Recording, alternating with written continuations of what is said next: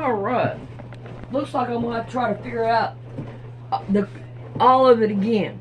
But first, we need to cut down so we can put the blocks on backing, and we have to cut out the batting and the backing. So let's get busy and get that done.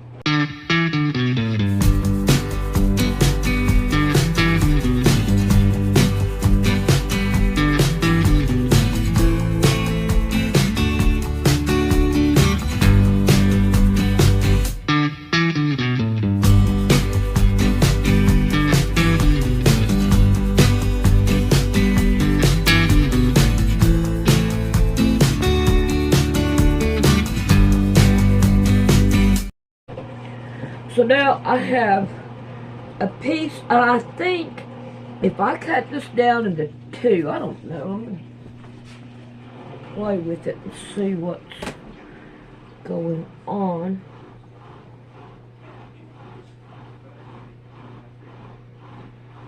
Ooh, that'd be really, really tight. That will be really, okay, we don't want to do that. That'd be too tight. Alright. So, what I want to do is level this right here up. Hopefully, get my scissors. I gotta find my scissors.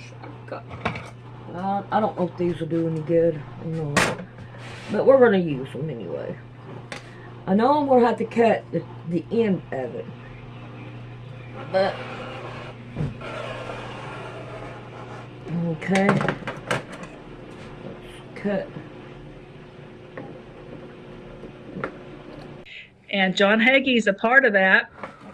So Zionism is a political movement using Christians and Jews to advance an agenda for the New World Order.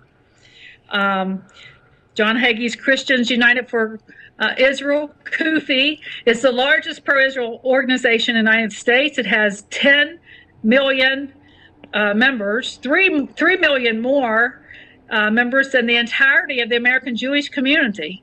And it's not composed of Jews, it's all Christian evangelicals. And so he thinks that all of this is a requirement. You know, we have to get rid of Palestine. That's a requirement for the end times for Jesus to come back to earth. Now, his co-founder, David Brog, he now has an agenda, 2024, to bridge the gap between the Hindus and the Jews so that they can come together. And he also attends a Shabbat synagogue. Now, he's the co-founder with John Hagee, attending a Noahide Shabbat synagogue. And so John Hagee was the one that Donald Trump selected to give the benediction at the U.S. Embassy in Jerusalem when that was moved down to Jerusalem. And so the church has been hoodwinked. They're afraid to stand for truth. They can't see. They can't hear. They don't know the nature of their surroundings. They don't even know what situation they're in. The situation of intimacy with Christ has been pierced. You know, they're blinded. They have a cable tow around their neck.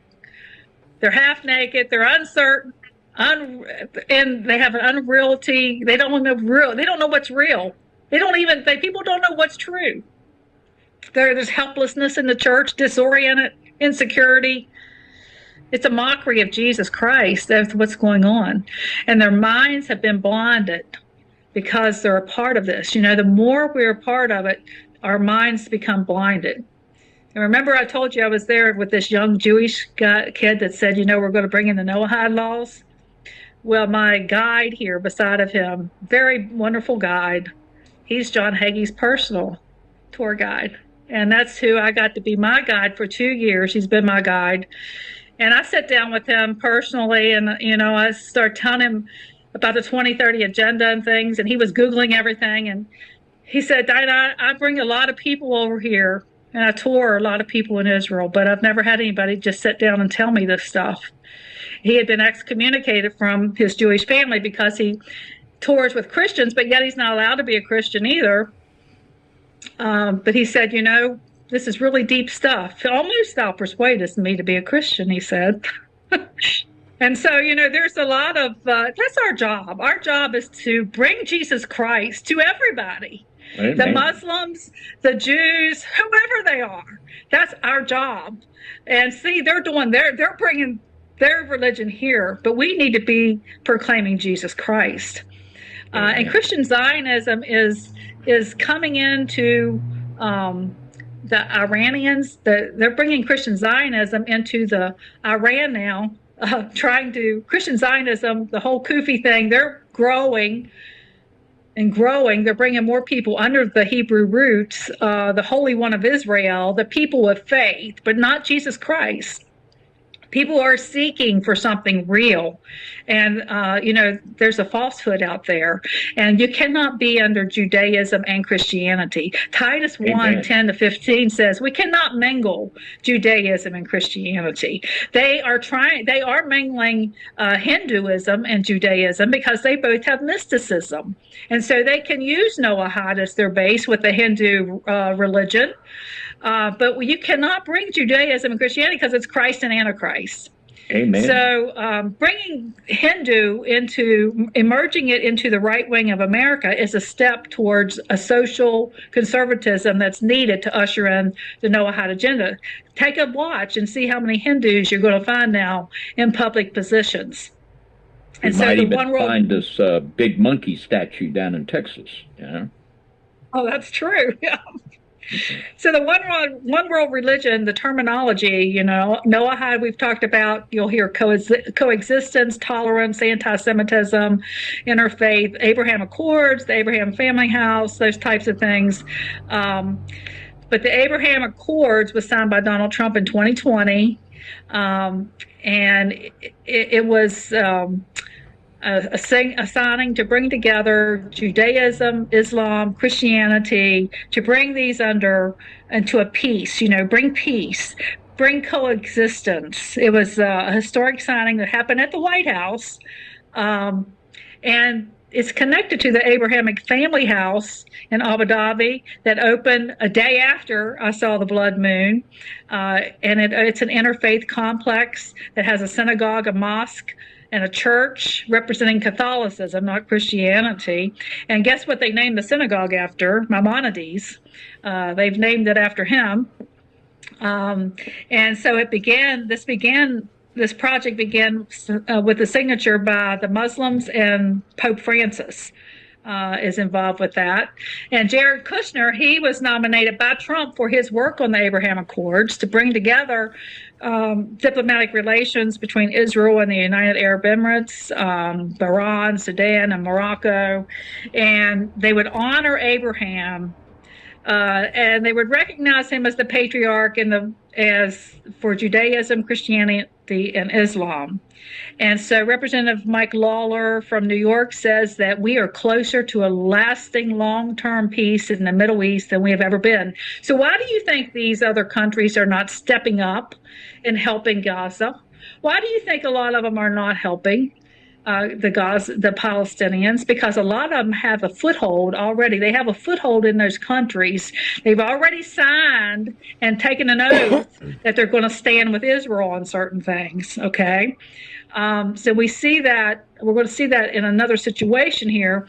But the United Nations biblical Bible verse up in New York City, this is on the building in New York on First Avenue, and it was created in 1948 to usher in the state of Israel. They shall beat their swords into plowshares and their spears into pruning hooks. Nation shall not lift up sword against nation, neither shall they learn war anymore. And that's where they want us to see that they think they are the ones that's bringing in the peace and order out of chaos. Now, there's been an expansion of the Abraham Accords through Jared Kushner.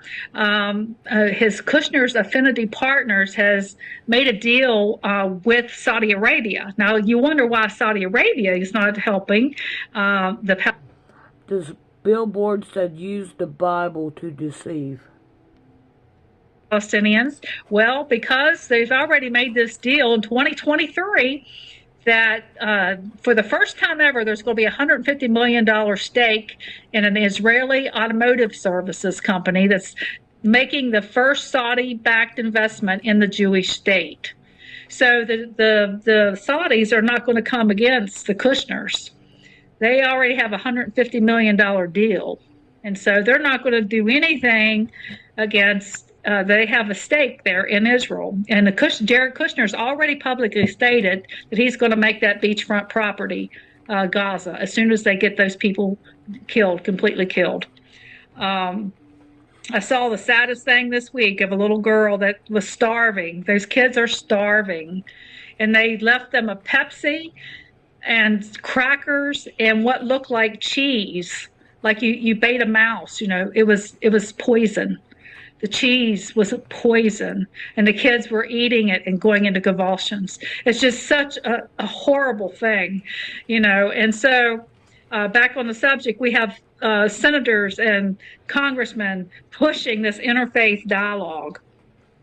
We have coexistence being pushed through the Abraham Accords, interfaith, tolerance, anti-Semitism. These are all things to try to push us into control underneath of these Judaic laws. It's coming into the clergy. If you're a 501c church, you're part of it. You've signed into it. Colleges. I'm hearing now that the students are finding out that the college investments are invested in Israel, and they're coming. The students are coming against that, saying Israel is killing our people, and our money's going invested. We don't want our money invested there, and so we see that the similar words are throughout these different documents that have to do with the Abrahamic Family House or the Abraham Accords.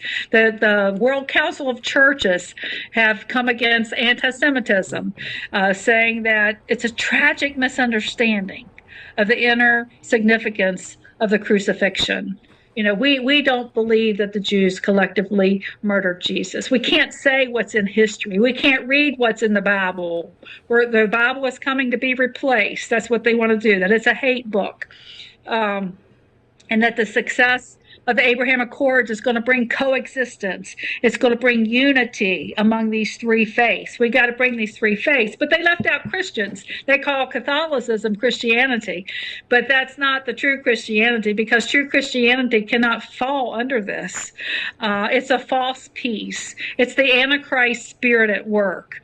It is not. It's against Jesus.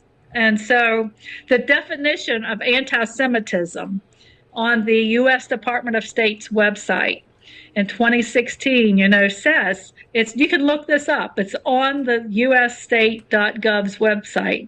Using the symbols and the images associated with classic anti-Semitism, that is the claims of Jews killing Jesus, or the blood libel to characterize Israel or Israelis. That is the definition in the United States of anti-Semitism. And so then 2023, we hear about the new anti-Semitic task force. The Palestinians are Semites, and they're getting killed, but that's not anti-Semitism. You can kill the Semites, but that's not anti-Semitism. But you speak your mind or say what you want, freedom of speech, that's anti-Semitism. We have our quote-unquote Christian Speaker of the House, Johnson, and he wants to he's passing his anti-Semitism bills, saying that we can't have freedom of speech, and it's setting up the enforcement for the Noahide laws. I was so proud of Representative Green. She said anti-Semitism is wrong, but I will not be voting for the Anti-Semitism Awareness Act of 2023 because that would convict Christians of anti-Semitism for believing the gospel that says Jesus was handed over to Herod to be crucified by the Jews. Amen. And so, the House is now trying to pass this bill labeling certain Christian scriptures as anti-Semitic, and that AI will now bring together, it will correct all of the wrongs that's in the Bible. It will correct all of that. And so there's articles that Trump's executive order is to stifle the Constitution. to change the language of anti-Semitism would stifle that. So this is a slide of the West Bank and Bethlehem City. And I went into Bethlehem. Behind these walls, these Palestinians live in slums. This is a outdoor prison. Jews are the only group of people I know that I'm aware of that have worldwide protection. You know, Christians have been martyred and slaughtered since Cain killed Abel, but we don't have that kind of protection. And these innocent Palestinians and children are being killed there. And it's the largest open-air prison. Any word standing against the slaughter is shot down as anti-Semitism. You can't say that you can't give a little kid cheese in its it's poison. You're not allowed to say that. This is a picture that I took when our van went into those walls. As those walls were there. Could this happen in America? Could this happen where they're building these facilities and these walls where you have those people can't come and go as they please? It's 5 miles across and 20 miles long. That's it. That's all they can go. They're not allowed to drive out. They're not allowed to come out. They're only allowed to have what's in there. They're only control. They said, we want to be able to make our own clothes. We want to be able to have our own factories. They're not allowed to do anything. They only have 5 miles across. This is reminding me of them 15-minute cities. 20 miles long. They've been in there. Some people have never been out. Some of the kids have never been out. Could this happen in America? I do believe that it could happen. Now we have another video of Mr. Trump saying something about, in 4 years, you Christians don't need to vote again. And I want you to listen to this as he plays this video. Does Donald Trump say, I'm a Christian, or does he say, I'm not a Christian? It's hard to tell. It's hard to just listen to this as Brian plays this video.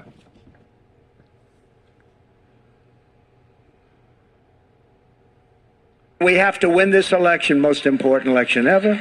We want a landslide that's too big to rig. If you want to save America, get your friends, get your family, get everyone you know, and vote. Vote early, vote absentee, vote on election day. I don't care how, but you have to get out and vote. And again, Christians, get out and vote just this time. You won't have to do it anymore. 4 more years, you know what? It'll be fixed. It'll be fine. You won't have to vote anymore, my beautiful Christians. I love you, Christians. I'm not Christian. I love you. Get out. You got to get out and vote. In 4 years, you don't have to vote again. We'll have it fixed so good you're not going to have to vote. What does it mean in 4 years you don't have to vote again? We'll have it fixed so good you're not going to have to vote. What does it mean? And what did he say? Did he say I'm not a Christian? Did he say I'm a Christian? It's really hard to tell. There's been different things. But, I want to end this with, we all need Jesus. The Jews don't have anything over us. We don't have anything over them. We're not better than them. They're not better than us. We are all God's children, and he wants us all to accept him as Jesus Christ. God is no respecter of persons. And, I want to end this by saying that we need to pray for America. We need to pray for President Trump. And these are 4 steps